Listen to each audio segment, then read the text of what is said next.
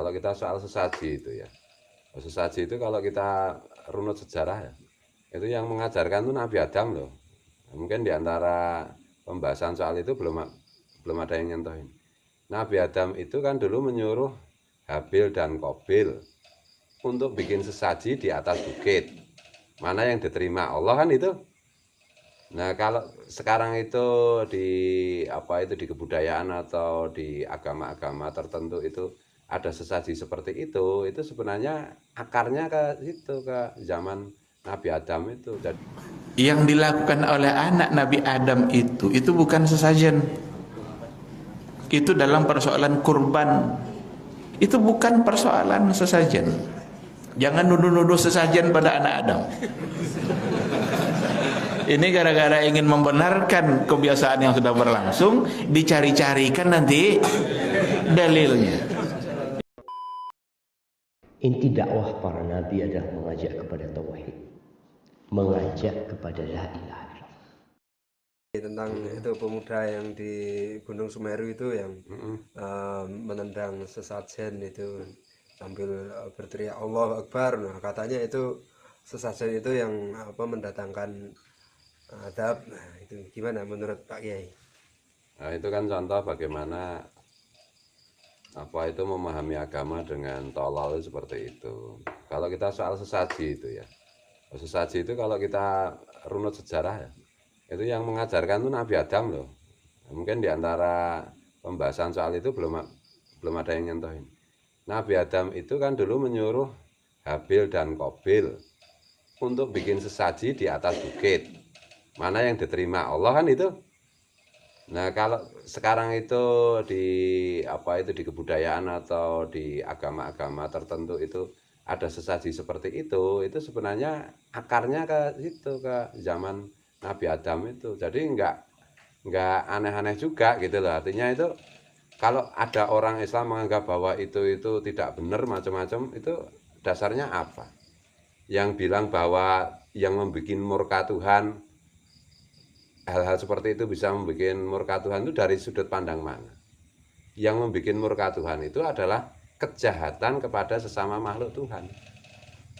Kan itu. Orang kafir, orang musyrik dalam definisi kitab suci, di semua kitab suci termasuk Quran, itu pasti anunya itu mengarah kepada dosa sosial, merusak. Nah, berarti sebenarnya yang bikin murka Tuhan itu orang yang nendang itu. Gitu. Musyadah, silakan. Benarkah ritual sesajen itu mengikuti apa yang pernah dilakukan oleh anak Nabi Adam alaihissalam? Yang dilakukan oleh anak Nabi Adam itu bukan sesajen. Itu dalam persoalan kurban. Kan itu kan watlu alaihim naba abnai Adam bil haqqi idz qarraba qurbanan fatuqbila min ahadihima wa lam yutaqabbal min al-akhar. Itu dalam persoalan kurban. Jadi Habil dan Qabil.